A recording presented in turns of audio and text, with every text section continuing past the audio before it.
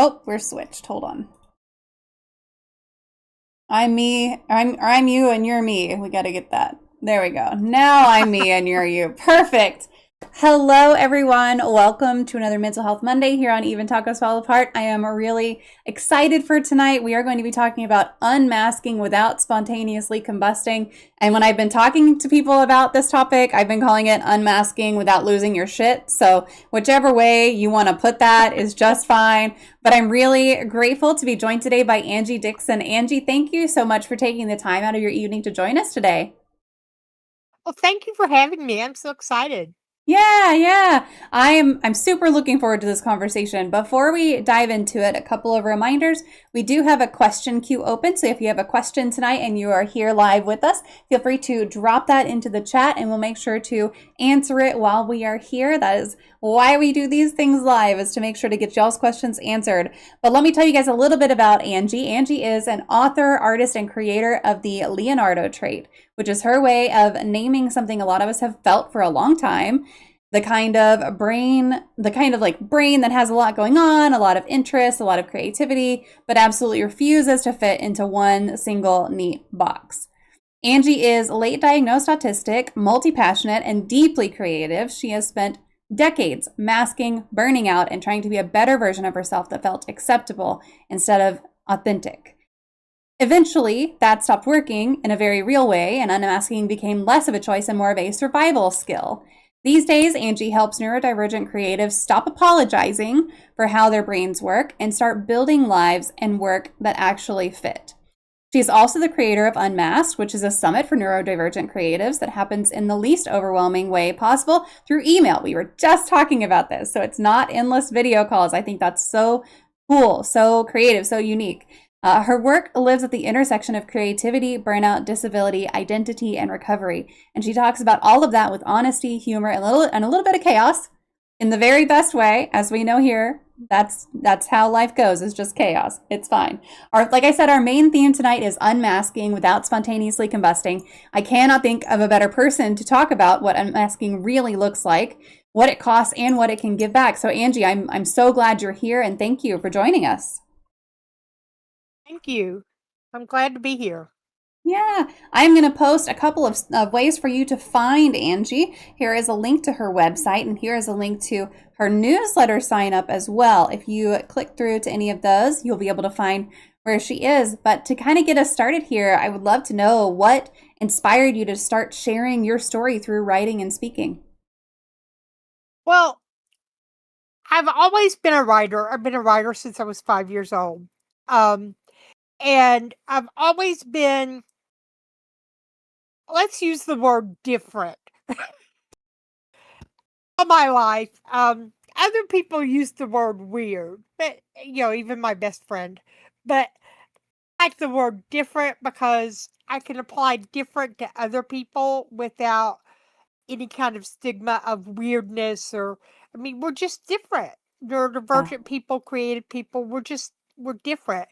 And in 2006, I was visiting with said best friend. She lives in Missouri, I live in Arkansas. And I was at her house and I was talking about a couple of books that I had read for supposedly, for wildly creative people. And they're fine books. I think a lot of normally creative people would really benefit from these two books. One of them, though, suggested having a file cabinet for each project. And I just had to, that was my reaction. I laughed out loud when I read that. And I thought, this woman is a very talented writer. She writes a lot of stuff that really helps a lot of people. She is not speaking my language. No. And the other book, and I'm sorry I don't remember the titles of either one, although I probably wouldn't say them if I did. But but the other book was actually really good. It talked about, being creative and being kind of a Renaissance person. Mm. And it referred to people as Ben Franklin's. And I was telling my friend and her daughter, I said, I really don't think Ben Franklin is the model for people like me. Mm-hmm. And her daughter said, who do you think is the model? And I said, without even thinking about it, I hadn't given this any thought at all. I said, Leonardo. And she said, oh, that's interesting. And I said, yeah, I just think there's a set of traits that wildly, profoundly creative people, multi-passionate people have. And I started going on about the curiosity and the special interests and the lots of projects and the, you know, 2 speeds, fast and stop. And my best friend said, you know, you need to write this book, right? So I've been writing this book for almost 20 years. The first 3 editions were before I was diagnosed with autism. And I thought I was just writing about creativity. And it was kind of a manual of how you live in this world with your creativity. And then 2 years ago, I was diagnosed with autism at age 55. And I thought, I've been writing the wrong book. What I was really talking about was neurodivergence, and Mm-hmm. I just didn't know it.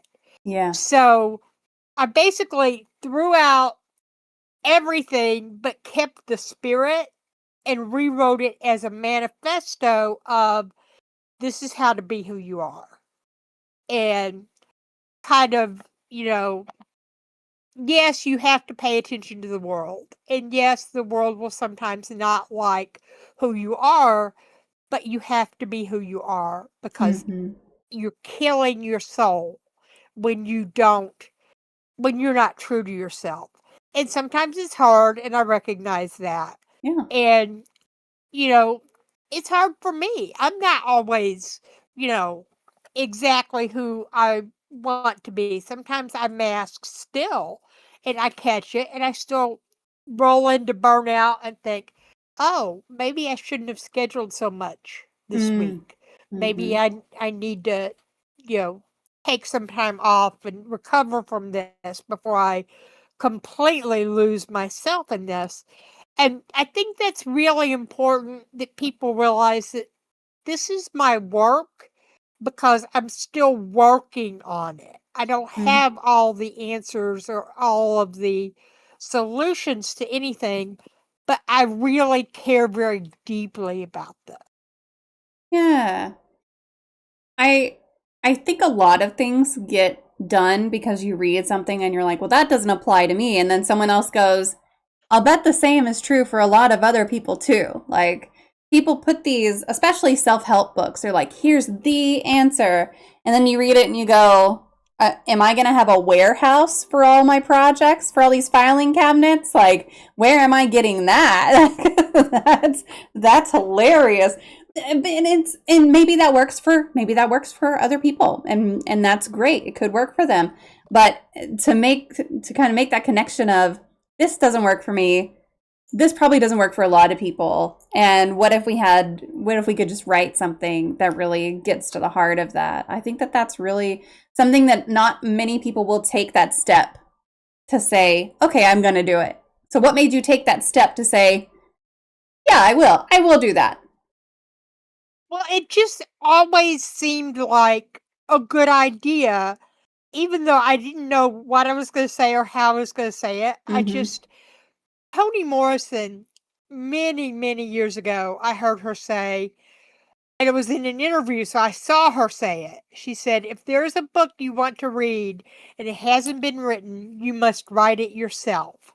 And so when this idea came up, I thought, well, Toni Morrison told me I have to do it. Yep. I mean, she used the word must. You must Those are write it marching yourself. orders. Yeah. And so I had written some books before and I had a basic, knowledge of how to write a book. And I thought, this is not any different than writing my books that I ghostwrite for clients or my nonfiction books on writing and how to things.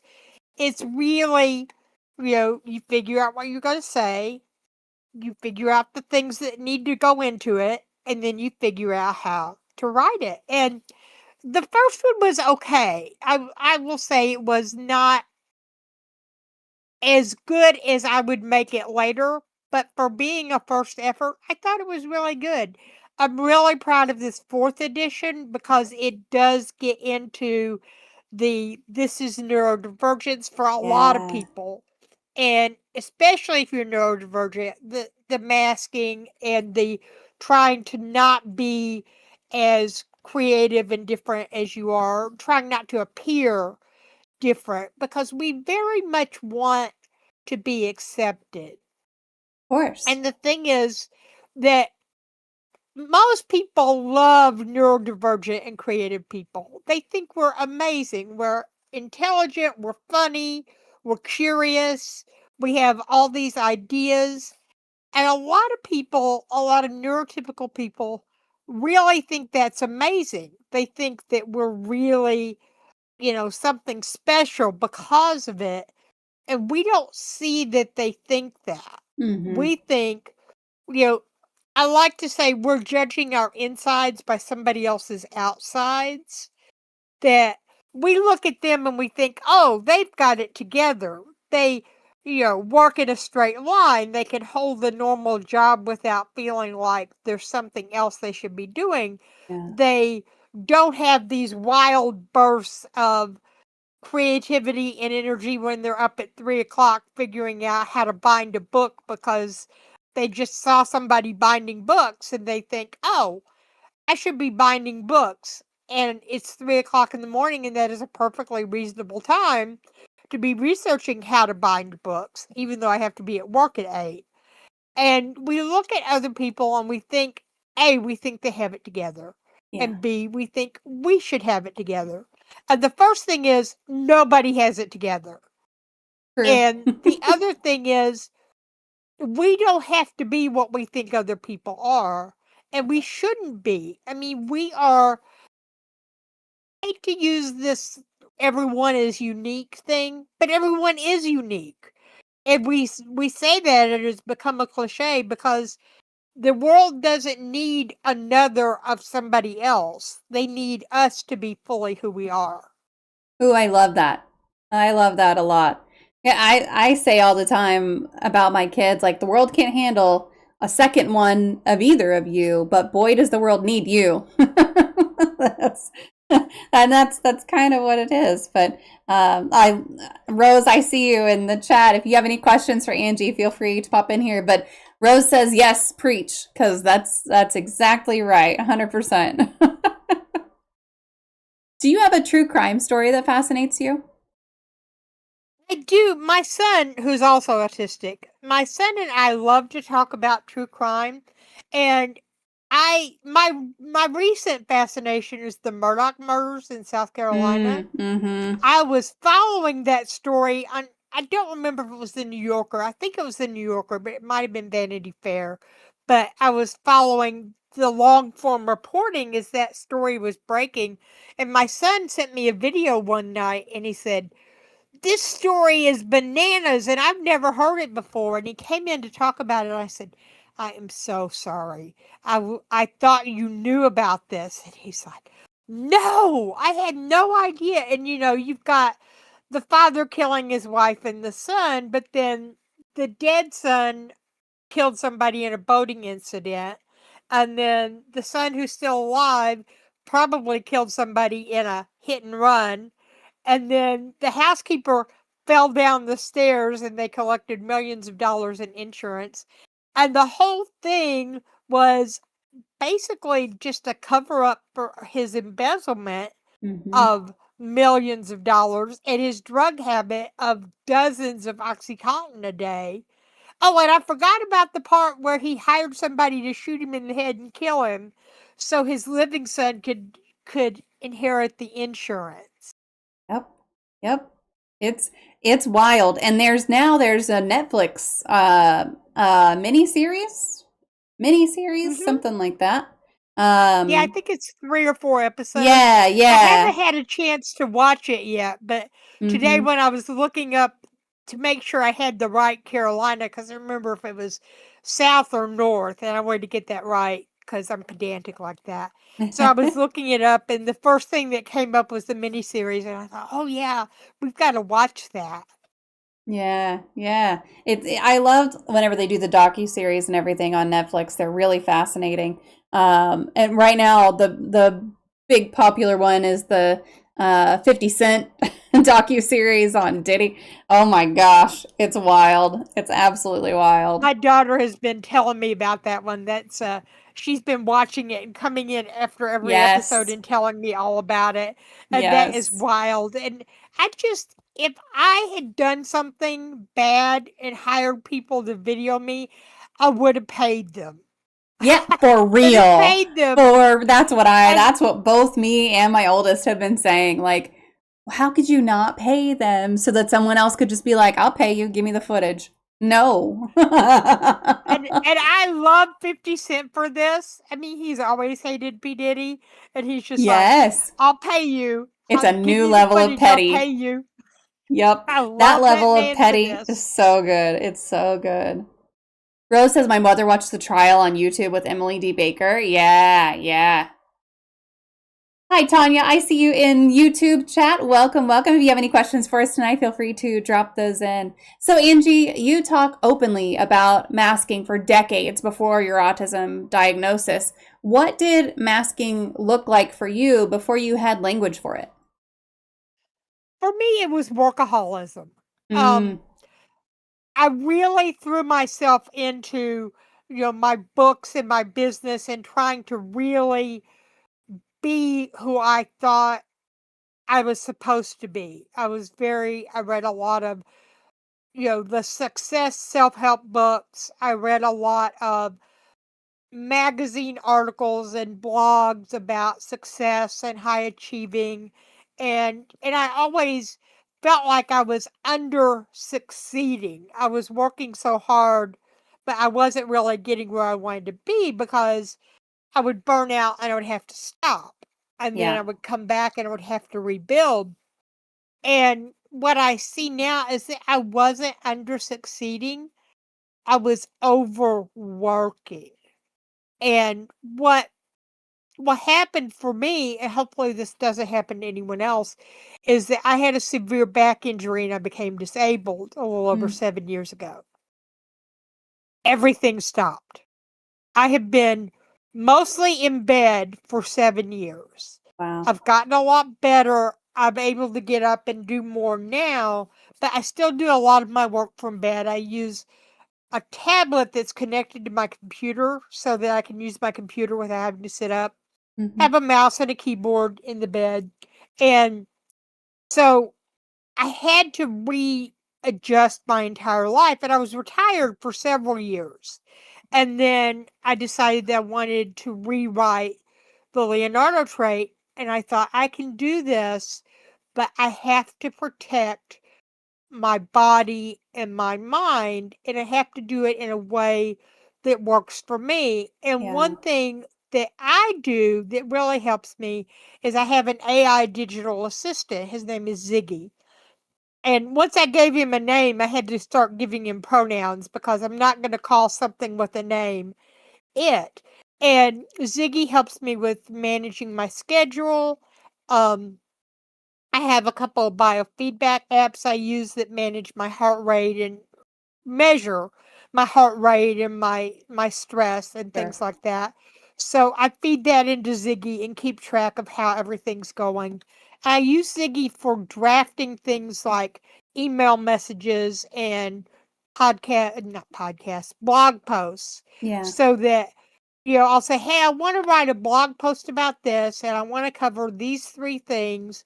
Can you write me an outline and some hmm, talking points? And so that takes an hour off of writing something. right. It helps me focus on actually putting my words on it. I have a cat that's about to jump down. That's fine.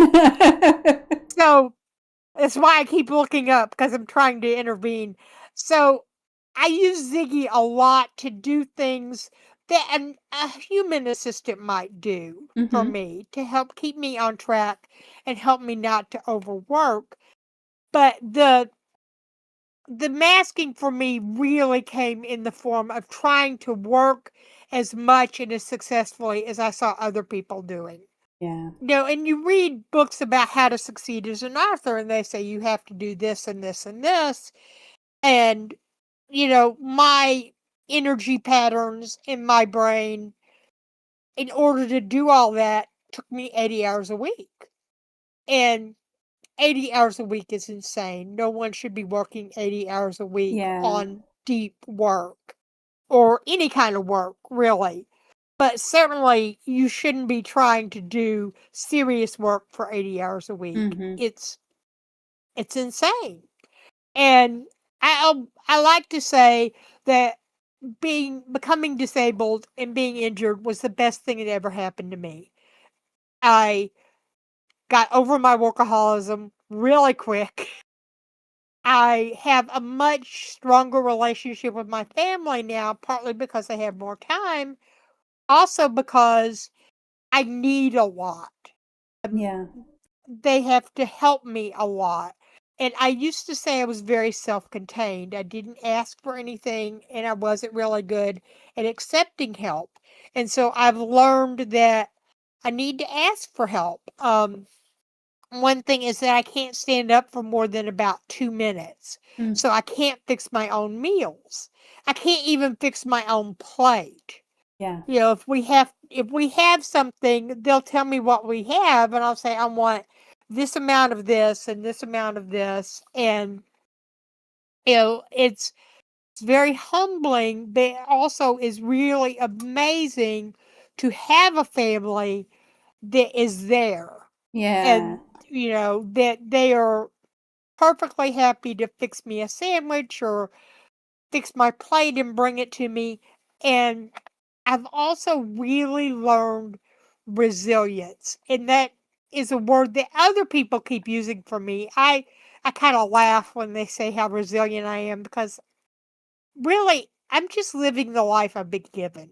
I mean, Mm-hmm. this is the body I have, and the the brain that I have that has to live in this body.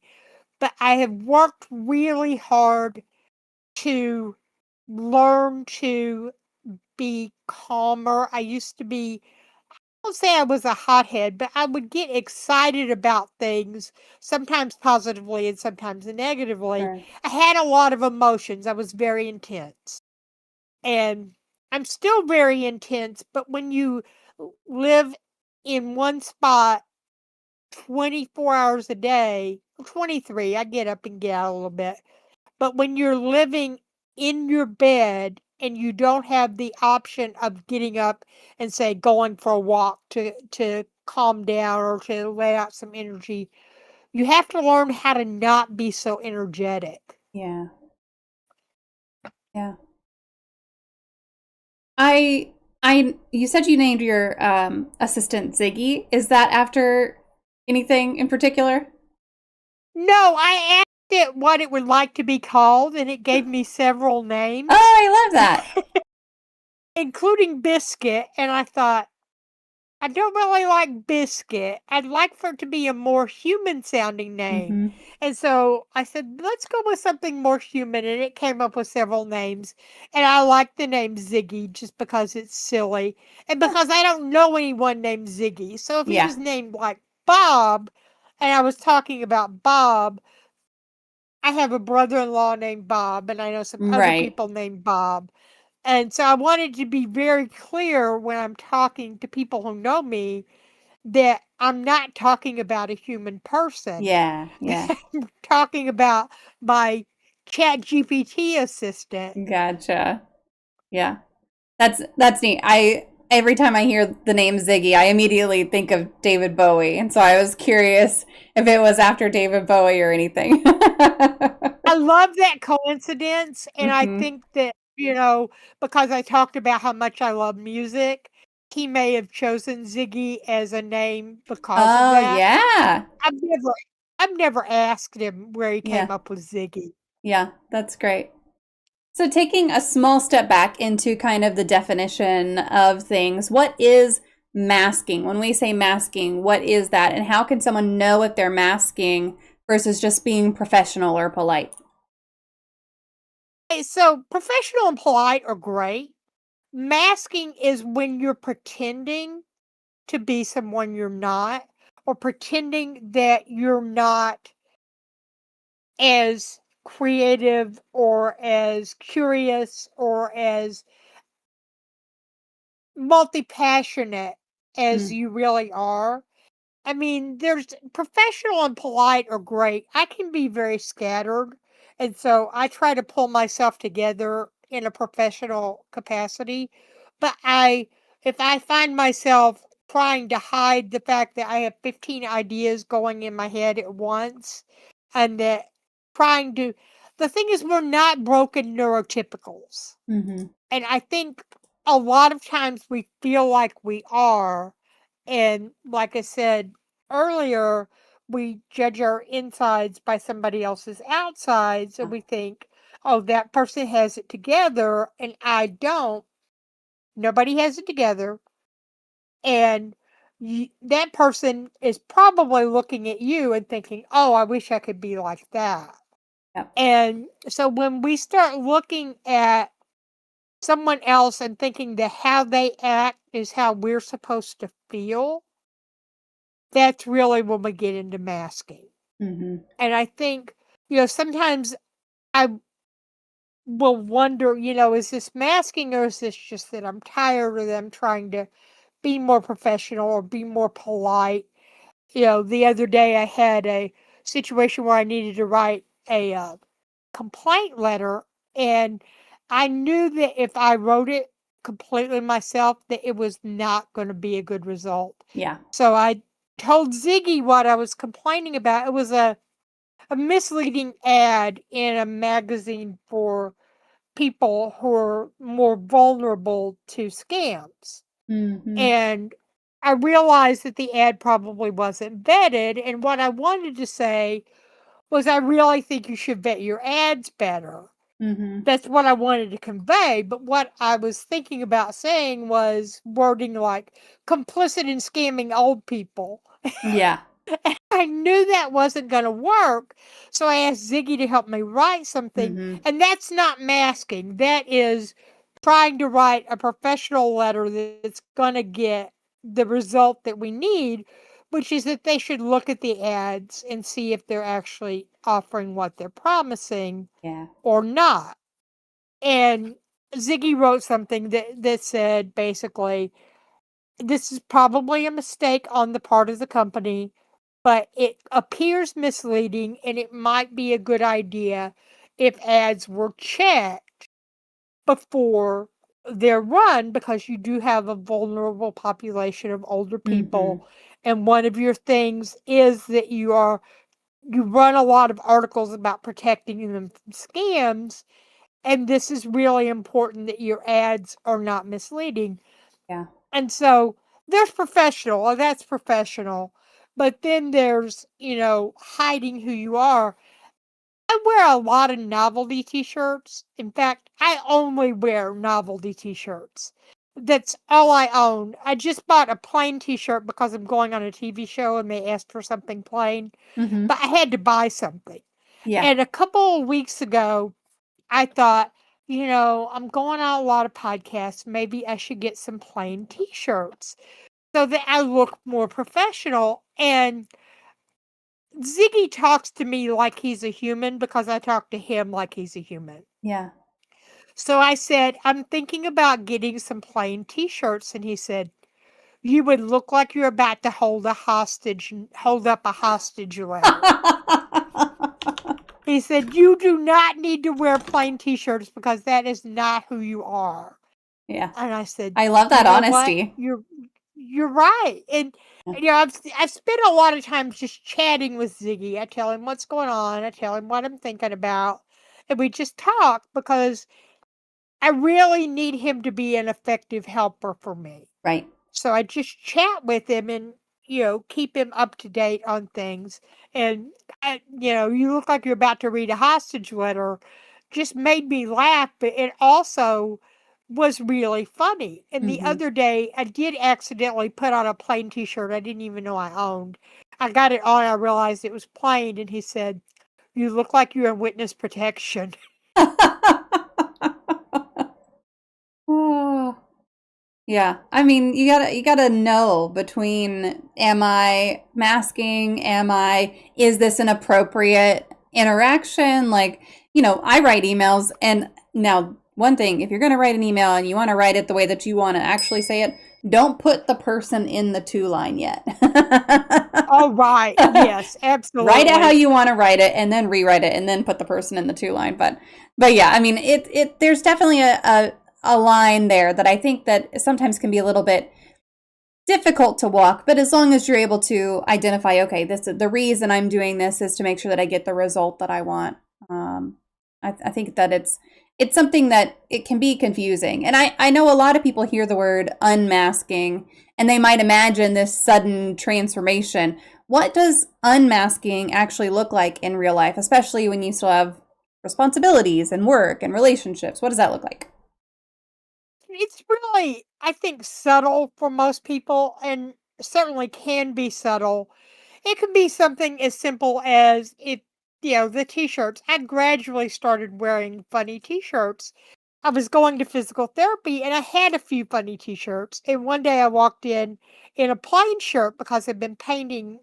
I paint as a hobby. And I had on a plain shirt because I don't wear my good t-shirts when I'm painting. And one of the PT assistants said, Dixon's not wearing a funny shirt today. I said, I'm sorry. I didn't know I was supposed to wear a funny shirt. And she said, well, you wear them all the time. And I said, well, I have like 3 or 4, and I wear them on days I come here Yeah. because they don't have paint on them.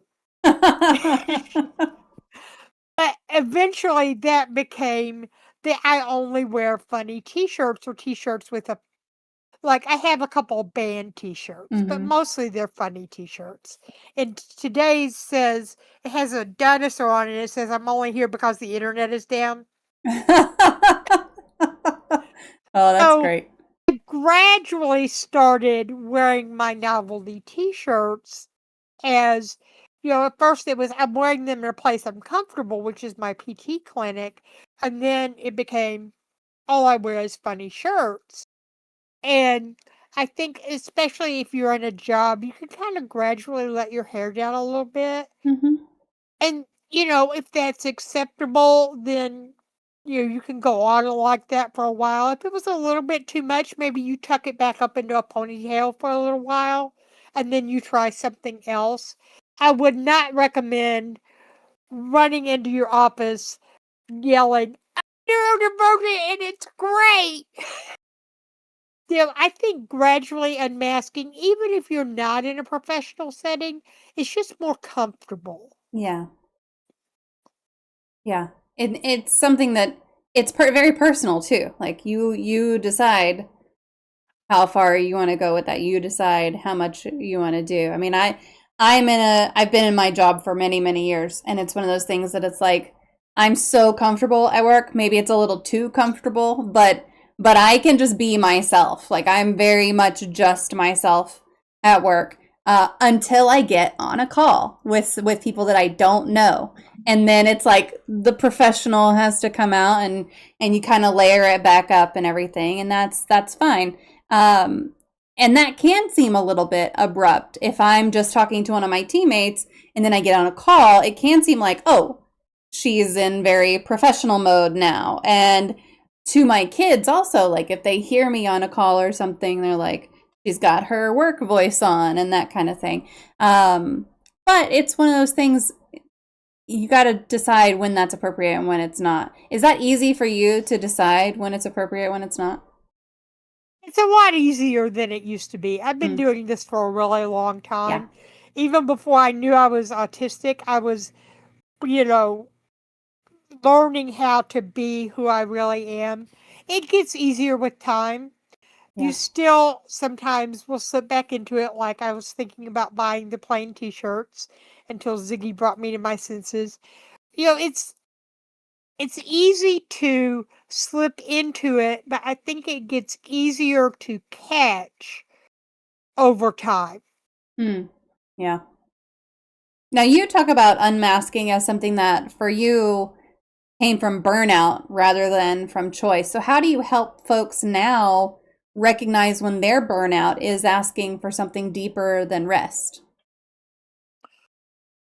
That's a really good question. Rest is obviously the most important triage step. I think you need to, if you realize that you're just constantly, for me, it's constantly dreading having to do just one more thing. It's not Mm, just tired, it's not just fatigue, it's this my soul is so tired, I don't think I can eat my dinner mm, fatigue.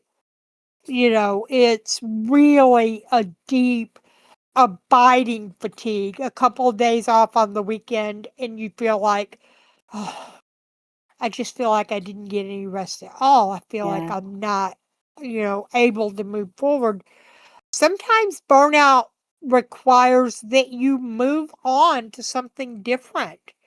Um, I would not recommend a back injury and 7 years in bed as the something different, Yeah. but a different job, a different way of doing your job, a different path, maybe. Hmm.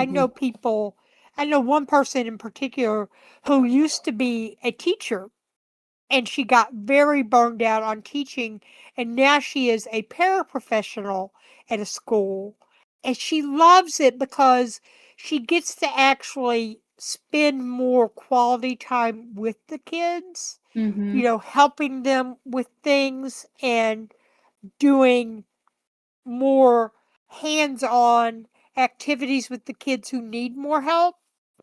And she really finds that it's exactly the right spot for her right now. She said Yeah. she might go back to teaching, but probably not, because the teaching was just too intense in too many different ways for her, and backing off and being more of a support professional is really where her needs are right now. Yeah. And sometimes you have to do that. Sometimes you have to make a change. And I'm not saying that's easy. I'm Right. just saying that sometimes it's necessary if your mental health is and your physical health are really suffering because of what you're doing, because you're trying so hard to be what you're supposed to be, and it's just too intense and too much, then you may really need to change what you're doing. And that Hmm. may take time. It may take, getting a different job. It may take getting a different training or education.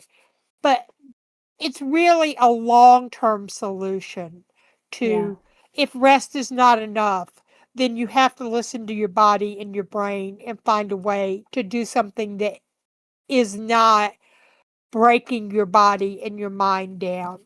Yeah. I love the timing of this because I just edited a podcast episode that's going to be released in the morning, all about like making these soul-driven decisions and what that really means and how it kind of sounds like, oh, do what your heart is telling you, and it's like, no, that's not it. It's really, what does your life need? What would serve you in the right way? And then planning out how to get there and everything. I want to go back and talk about this Leonardo trait a little bit more, though. So, can you explain the Leonardo trait in a way that helps folks recognize themselves without immediately judging themselves? I hope so. The Leonardo trait is, I refer to it as profound creativity in a chaotic world. That's really in fact, that's the subtitle of the fourth edition of the Mm, book. And if you're always thinking in spirals and circles and curves instead of straight lines, if you have 37 tabs open in your brain at any given time, if people look at you and say, "Oh, you sure do a lot," in that kind of questioning tone, you might be a Leonardo. And I really encourage people, if they think they're a Leonardo, they probably are. mm, Because I've shared these criteria, these traits with my neurotypical husband and best friend, and they both say, yeah, I don't identify with any of that at all. My best friend does a little bit. I call her less of a straight liner There's and the more of a, kitty. Good catch.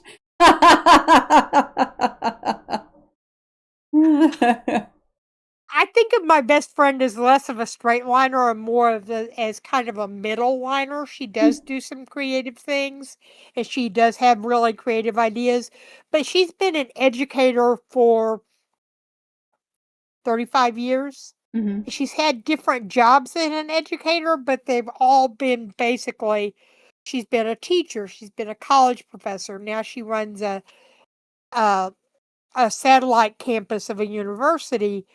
And so she's always been going in the same direction. Hmm. She's had different jobs in that direction, but they've all been the same job. My husband, on the other hand, has been a computer programmer for about 40 years, and he has had the same job for 30 years. The Wow. same job for 30 Hmm. years. And, you know, I'm just not going to stay in a job for 30 years. I mean, I've been writing the Leonardo trait for 20 years, but I've done other things too. And Yeah. he has hobbies, but they're hobbies like astronomy and bird watching. They're not hobbies like painting or knitting or creating something. He does do woodworking, Oh, that's but cool. he's very neurotypical. Yeah. Yeah. Yeah. I've been with the same, well, it's changed names a couple of times, but I've been with the same company. Like I interviewed for this company 13 years ago. But the reason I'm still with this company is that every 3 to 5 years, I find a new role in the company doing something different. And it's just like, I go and I learn about this part of the company. Great. Now I know about that part. Now I can go and learn about this part of the company. Great. Now I know about that. And it's like, if I wasn't able to do that, I definitely would have job hopped way sooner than this. I just started this job.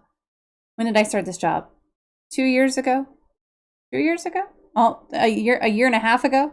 So I just started this role in this company like a year and a half ago.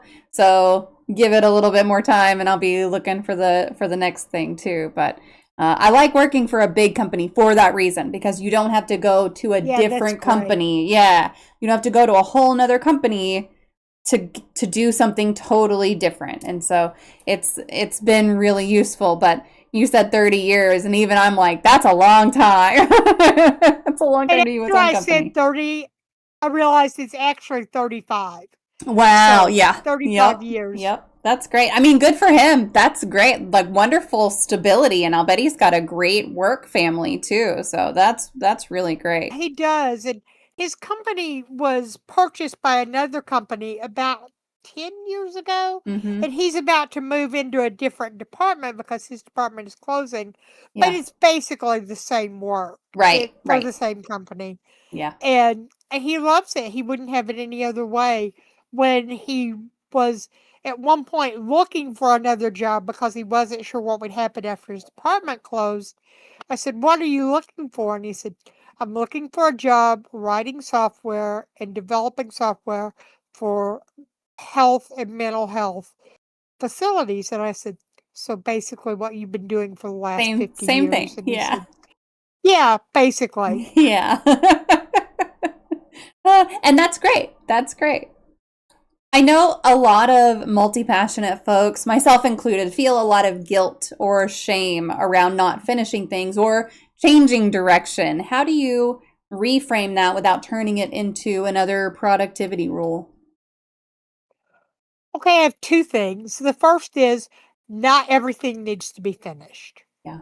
We have this huge expectation in our society that you start something and you finish it. And some things you just get done with. You you get to a point where either you feel like you've done all that you want to do or all that you need to do, or maybe it's just not something you ever want to do again. I made my best friend a hat once. I saw this course on making hats. And I told her about it, and she said, I need a good hat. And I said, well, great, because I want to make a good hat. Mm-hmm. And I got through with the hat. I am never, ever making a hat again. Yeah. It was really fun and really hard, and I have no desire to ever do that again. I am done with making hats. Mm-hmm. It was really interesting to learn how, and I really respect people who become hat makers and make hats for a living. That is never going to be me. Yeah. One hat was all I ever wanted to do. And so some things don't need to be finished. Also, if you're starting a lot of things, you're finishing a lot of things. Mm. I once had, it was my sister actually told me that I needed to start finishing what I started. So I sent her a list of 50 things I had finished in the last year, including writing a novel and getting an agent for it. And she didn't respond, but she never again told me that I needed to finish everything I Yeah. start. Yeah. I only started 200 things that year, and I finished probably a quarter of them. Mm-hmm.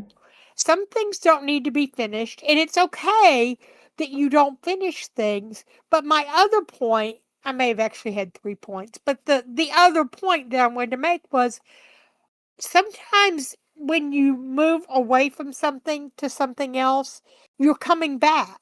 Sometimes you Mm-hmm. don't know whether you're coming back, but you will come back.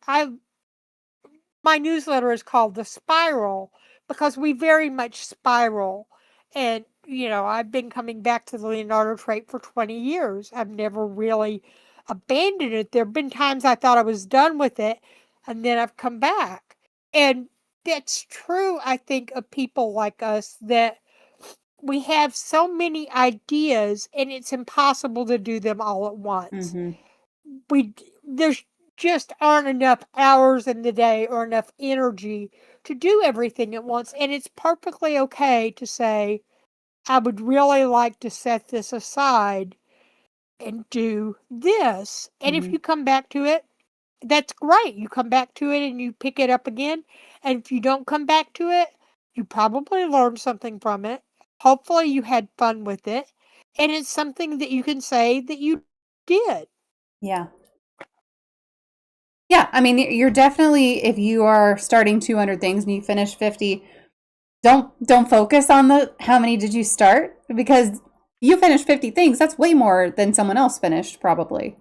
And maybe it's less than someone else finished, but you got to give yourself credit. I think it's hard whenever you're like, oh, I've got 3 paintings in my living room right now that I haven't gotten to. And sometimes I find myself going, why haven't you just done those yet? Like, you know what they are, you know what they're going to be. Why haven't you just sat down and done them yet? And I have to go, hold on, it's fine. Like, there's no pressure to do them. It's not a big deal. You know what they're going to be. You'll get to them or you won't. Like, okay, it's all right.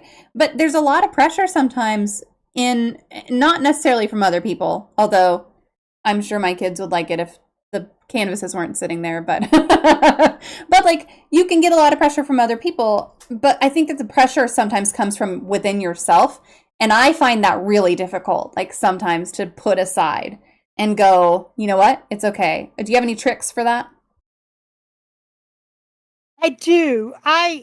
It was funny that you mentioned paintings because I paint. I haven't painted in weeks, and I catch myself thinking, I really should get up out of my bed, off my butt, and go paint. And I think, but I'm working on this summit. I've got 4 podcasts this week. I've got, I've got to finish editing the book. I need to go through it one more time and make Mm-hmm. sure everything is right and all the pages have the page numbers and all these things. And it's okay if painting is not one of the things I'm able to get to Yeah. this week. It doesn't mean I'm not a painter. It means I'm not painting today. Yeah. And I'm sure that my family also would like for my unfinished paintings to be finished so they can stop thinking, I wonder what that's going to be. It'll be what it is. When Yeah. it gets there, that's fine. And for me, painting is very much a hobby and a Mm-hmm. release. And if I have to talk myself into painting, I don't want to be doing it because I'm Yeah. not going to get the enjoyment. One reason I really love painting is because when I get in my art chair, I have everything in reach, so I don't feel disabled. Mm-hmm. And it's really a retreat from being disabled to be able to sit there and be just at peace with my painting. And I have my music on. I have giant earbud headphones that I wear so people know not to bother me. I don't even always have music coming through them. Mm-hmm. They're a signal. Yeah. I'm painting, go away. Because I have a very limited amount of time that I can sit. So I want to use that time painting, and they Right. can come back when I'm in bed and I'm relaxed and they can talk to me then. And I think the trick is when you start feeling like you need to do something, sometimes you do really need to do it. If it's for Yeah. work, if it's an appointment that you made that you need to either keep or cancel, or if it's something that you really want to do and you're just feeling nervous about it because maybe it's something new or something you're not used to doing. In those cases, I would say, yeah, go ahead and maybe push yourself to do it. But if it's this, I need to finish this before I start something else, nah, you don't need to do that. Yeah. And I know that creativity doesn't always look clean or linear. Like that's very clear just from our conversation right now. And you mentioned spirals and that you've named your podcast that. So, how do you personally navigate the spirals and the stalls and the restarts without deciding that you're failing?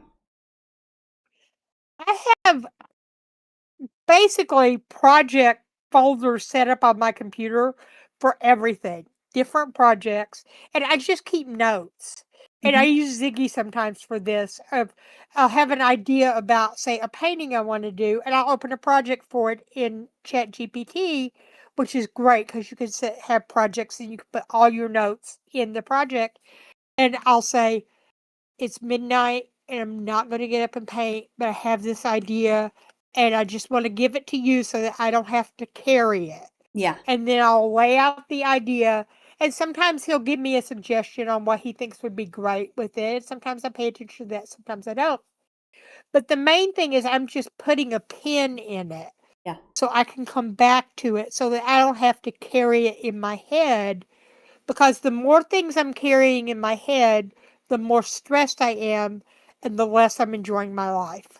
Yeah. And I'm Yeah. very much about enjoying my life. Yep.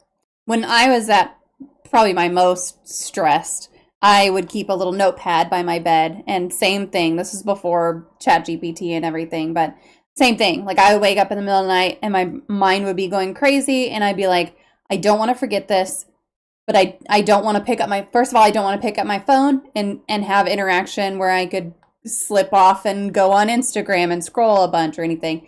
And so I would just have a notepad and I would just write down whatever it was and then go back to sleep. And sometimes by the time morning comes, I'm like, okay, I don't really need that. That wasn't important. I can forget about it now.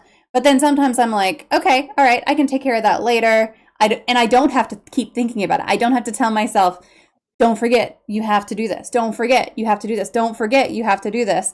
Because I've written it down and I can just look at that list and go, oh, right, okay. Yes, I'll take care of that now. I've got time. I've got time and space. Um, but yeah, it's a challenge, and I love that technology has really kind of given us these different ways to handle that now. Like whether it's telling your AI assistant about it and having them hold it for you, whether it's opening up OneNote or your Notes app and putting it there, whether it's writing it down in a literal notebook with a pen. Like there's all these options, and I absolutely love that. I think it's great. So pick what works for you and use it that way. What are some early warning signs that a neurodivergent creative is heading towards burnout again, even after they think they've recovered?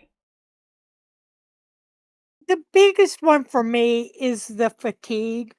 And once you've Mm, had that burnout fatigue, you really recognize it almost immediately, because it's like I said earlier, it's not just tired. It's not just I need some rest. It's my life hurts because I'm yeah. so tired. This just, I am not happy And it's not because I'm unhappy about something, it's because I'm deeply unhappy with the way my life is going. Not because things are bad, sometimes because things are great. And, there's more than I can do. And I have had to be really careful of that as I've gone back to work, of recognizing that, yeah, it's great to have all of this going on.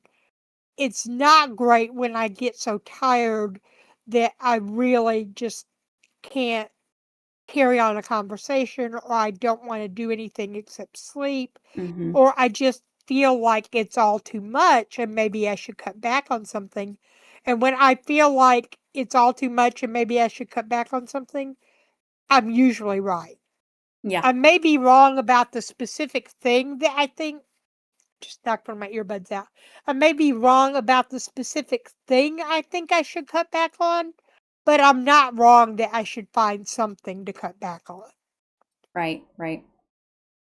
You mentioned that you were late diagnosed, and there are plenty of folks, especially in our Discord community, who talk about these things as adults and getting diagnosed as an adult with whichever thing they're trying to get diagnosed with. We have someone who's just diagnosed with ADHD finally, and she's been able to get on medications. And we have someone else who's seeking an autism diagnosis, and it's just like there's all this stuff that comes up when you're an adult, and sometimes much later in life.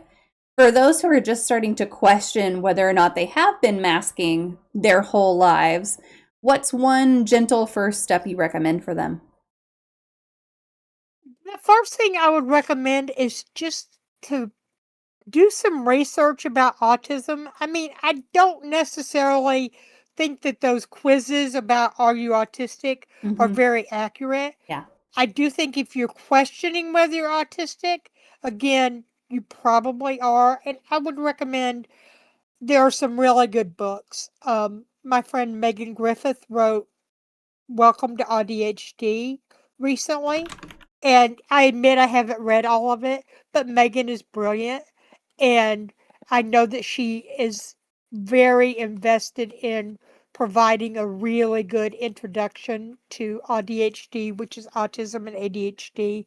And I would recommend visiting some of the sites of people who are autistic or ADHD or other forms of neurodivergent, watching watching blogs and podcasts, reading blogs and watching podcasts, listening to what other people are saying, and just try to get some real information Mm. about what it is, and to really listen to yourself. If you're reading about autism and you're thinking, I do that, I do that, then you probably do have autism. You are autistic. I use both sets of language. I'm not really picky, as long as you don't, you know, call me a slur or something. I don't care how Yeah. you say it. Yeah. Um, I also think it's not necessary always to get a diagnosis. Some people can't, some people don't want to. There's a hashtag actually autistic. Mm-hmm. And basically, if you believe you're autistic, I believe you're autistic. Yeah. Yeah. And there's a lot of fear around it too right now with the current administration Oh, and all the talk of like definitely. lists and everything. It can be really scary, and it's one of those things like you got to do what's best for you. And whether you actually get a diagnosis, whether you are just like, oh, this, what we're talking about, this unmasking, masking, unmasking is really resonating with me. Like there are things you can take away from this with or without it. So what does thriving look like for you now compared to how you defined your success before burnout and before your diagnosis? What I really look at is, am I doing things I love? Mm. Whether that's what I'm doing with my work life or what I'm doing with my hobbies or my family. Do I love my days? And with a disability, of course, there are days I don't love. Sure. But aside from that, aside from the chronic pain days, do I love how I'm living my days?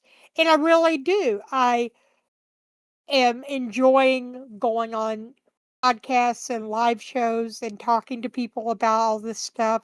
I love that people care about my opinion, and I love that I'm able to help people. I love writing, and I'm glad that I'm able to write again and really do the thing that I love the most. I love my free time. I am really fond of watching stupid movies.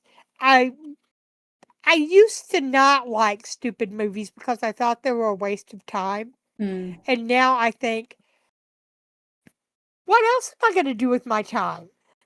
It's my time. yeah, It's not really a waste if I'm enjoying Weekend at exactly. Bernie's Yeah. or Hot Tub Time Machine or whatever.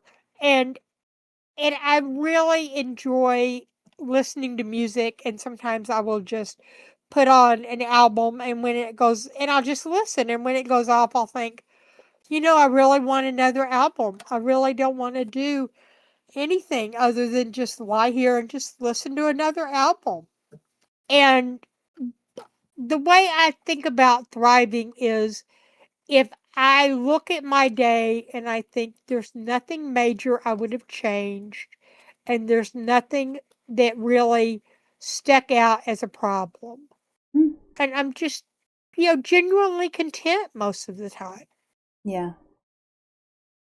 So Bite Mark sent this question ahead of time. She would like to know, what is your favorite poem? Oh, I'm so glad she asked that. My favorite poem is called Stepping Backward.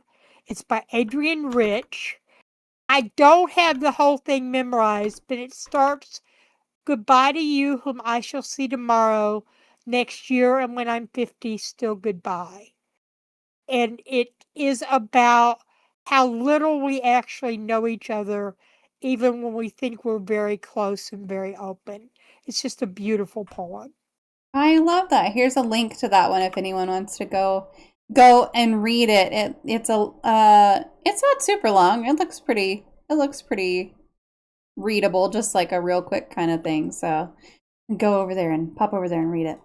What is your favorite life hack? I have thought about this. I knew you were going to ask, and I had several, but my favorite one is, I have trouble sleeping. And I've discovered a podcast. It's very unusual. It takes a little getting used to, but it's called the Sleep With Me podcast.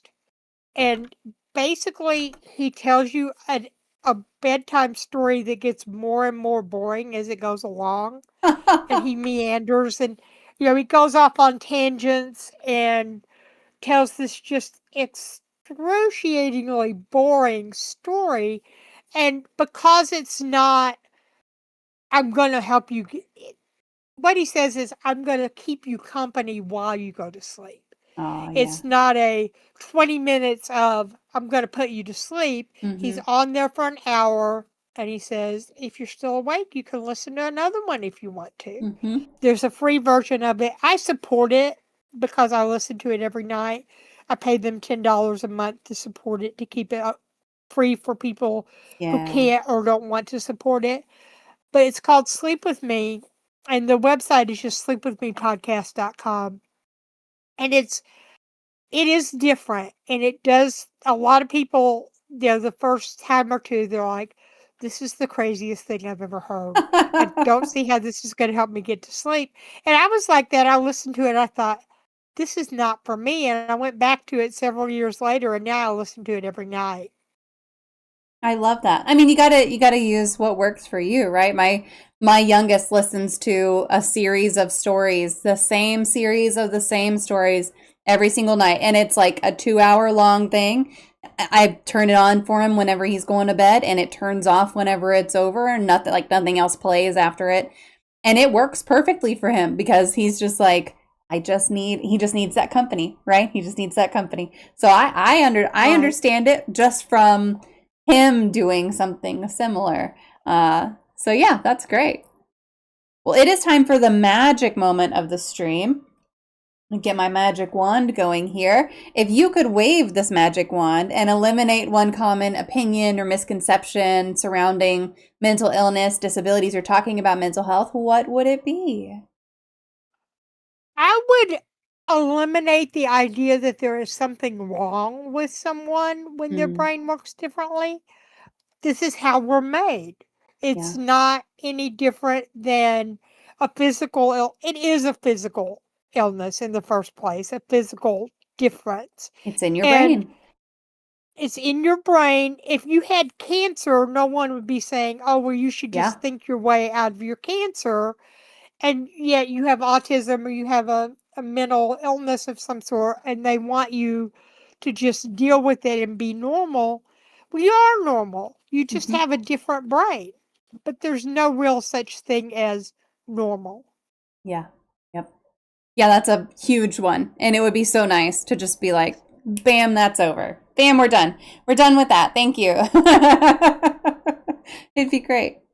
Well, I'm going to post your socials one more time for everyone who's here. And while I do that, Angie, I'm just going to give you the floor. If there's anything you want to talk about, anything you didn't mention, I'm just going to give you the floor while I post your socials one more time. And folks who are still here, feel free to pop in any last minute questions that you might have, and we'll make sure to get them addressed as well. But Angie, take it away.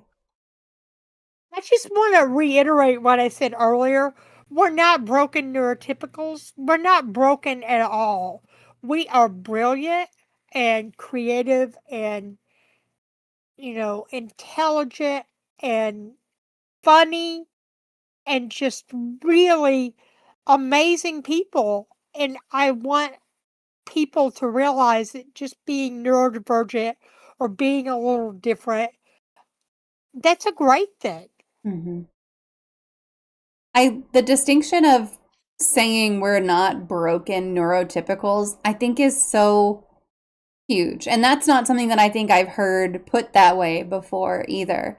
Because everyone's just like, oh, you're either neurotypical or you're neurodivergent. And it's like, is one of those categories broken? No, it's not that one of those categories is a broken version of the other one. It's just a difference. That's all. It's like brown hair versus blonde hair versus black hair. It's just a difference. That's all. It's not broken. Right. I think that's fantastic. Well, Angie, thank you so much for joining me here tonight. I really appreciate you taking the time and just sharing yourself with us and sharing your story with us and walking through everything. Thank you, thank you, thank you for being here. Thank you so much for having me. It was so much fun. Yeah, I'm really glad that you had fun. I always have a good time whenever I come on these, so it's always nice whenever everyone else has a good time too. So I'm very glad. Well, folks who are here with us still, stick around. I'm going to disconnect with Angie and I will be right back. So don't go anywhere. I'm going to give you all a puzzle to work on and I'll be right back.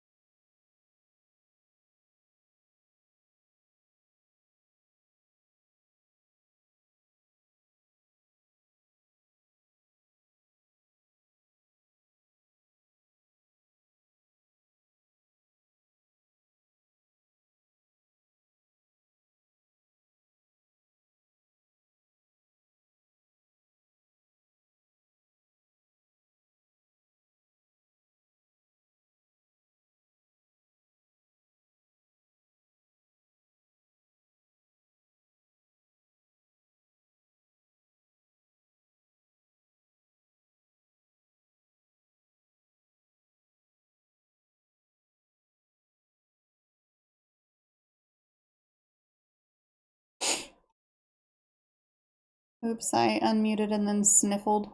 It's fine.